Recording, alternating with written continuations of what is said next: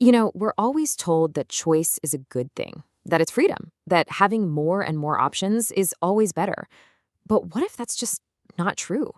What if this endless buffet of choices we have in modern life isn't actually making us happier, but is instead a major source of stress and anxiety? Well, that's what we're talking about today, the paradox of choice. I mean, have you ever felt completely and totally stuck? That feeling where you've got so many options in front of you that you just can't pick one? Yeah, we've all been there. And it happens in moments both big and small.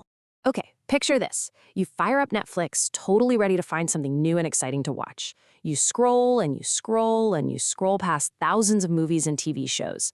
And then, an hour later, you're exhausted and just give up. And you put on a show you've already seen a dozen times. You had infinite choice, but you ended up choosing nothing new at all. Or what about the grocery store? This is a classic. According to research, your average supermarket has something like 200 different kinds of salad dressing. 200. And yet, after 10 minutes of just staring at this wall of bottles, what do? You probably just grab the same old one you always get. So, this is the big question, right? If having more choices is supposed to be freeing, why does it so often feel like we're just trapped? Well, this feeling actually has a name, and the science behind it is absolutely fascinating. And believe it or not, it all started with a really simple, and now famous, experiment involving jam.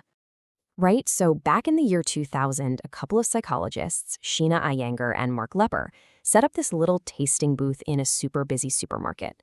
They wanted to see how the number of choices we have actually affects what we do. And what they found, well, it pretty much challenged that whole idea that more is always better. The experiment couldn't have been simpler. On one day, they put out a huge spread, 24 different fancy jams. And sure enough, it was a huge draw. About 60% of people who walked by stopped to take a look.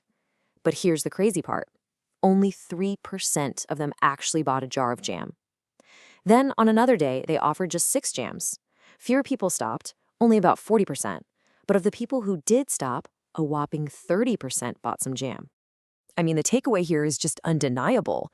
When people were faced with fewer, more manageable options, they were 10 times more likely to actually make a decision and buy something. That huge, attractive assortment of 24 jams, on the surface it seemed great, but in the end, it just paralyzed people. So this whole thing, it actually has a name. It's called choice overload, or sometimes the paradox of choice. It's that psychological state where having way too many options actually makes us feel worse and, ironically, makes it harder for us to decide anything at all. And this overload, it creates this whole domino effect of negative feelings. First, you get analysis paralysis. That's when you just get stuck and can't move. Then comes decision fatigue. Your brain literally gets tired from trying to weigh all the options. At the same time, we set these ridiculously high expectations. And when you have high expectations, you're way more likely to feel regret and blame yourself, always wondering, what if I pick the other one? And the final domino to fall, we actually end up being less happy, less satisfied with the choice we finally do make. It's a lose-lose.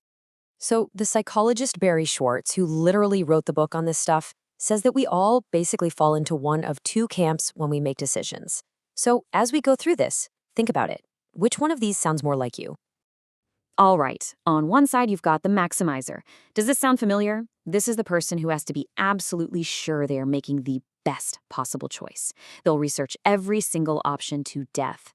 They're basically a perfectionist, and because of that, they're often filled with regret.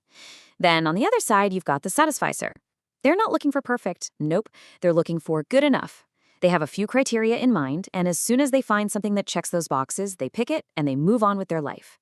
And the result? Well, they spend a lot less time and energy worrying, and they usually feel much, much happier with their choices. See, the maximizer's mindset is basically a perfect storm for choice overload. They set these impossibly high standards for everything, which leads to massive procrastination because they are terrified of making the wrong choice. All that constant pressure just creates more anxiety and stress, and in the end, it just robs them of any joy in the decisions they do make. Okay, so let's bring this into the 21st century. This whole paradox has taken on a completely new dimension in the digital age. Why? Because the choices we see online, they're not random, not at all. They are carefully curated for us by algorithms, and that adds this invisible, hidden layer of complexity to every single thing we do. Let's go back to Netflix for a second. Get this. A staggering 80% of what people end up watching on the platform is because of what the algorithm recommended to them. That's huge.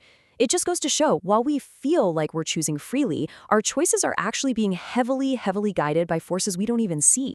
This whole idea has a name too. It's called choice architecture. Think about it like this. You walk into a coffee shop, and the barista have put a little star next to the customer favorite on the menu. You can still order anything you want, but your eyes are naturally drawn to that suggestion. That's choice architecture. Digital platforms are doing the exact same thing, just on a massive scale, shaping our decisions by how they present the options. It's not force, it's guidance disguised as freedom. So how exactly do they pull this off? Well, it's mostly done through 3 powerful types of algorithms. First, you've got collaborative filtering. That's basically people who liked this also liked that. Then there's content-based filtering, which is more like, you seem to like this one thing, so here's more of that same thing. And finally, you've got hybrid models, which is what the giants like YouTube use. They combine both of those methods to make these incredibly specific predictions about what's going to grab your attention and keep you watching. This quote just perfectly captures the feeling, doesn't it? Our digital world isn't some wide open library where we can discover anything. It's more like a curated experience where these invisible forces are shining a spotlight on certain things and leaving others in the dark. The real question is, how do we take back some of that control? Okay, so this might all sound a little bit grim, but here's the good news. We are not powerless in this. By understanding the psychology of choice, we can actually build ourselves a toolkit to make better and ultimately happier decisions. So first things first, is there a magic number? Well, it turns out, kind of, yeah. Research suggests that the sweet spot for making a decision is somewhere between 6 and 10 options.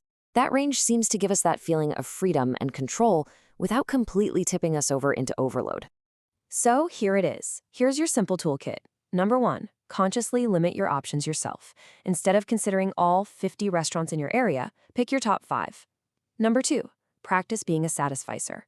Aim for good enough, not the absolute best. Third, for those really big life decisions, get some advice, but only from a few knowledgeable people. Fourth, and this is a big one, once you've made a choice, commit to it. Focus on all the good things about it and stop torturing yourself with the what-ifs. And finally, number 5, practice digital literacy. Just knowing how algorithms work can help you think more critically about the recommendations they're serving you. In the end, it seems like true freedom might not be about having infinite choice after all. It might be about having the wisdom to create your own meaningful limits. So I'll leave you with this to think about. In your own life, where could having a little less choice actually give you a lot more freedom?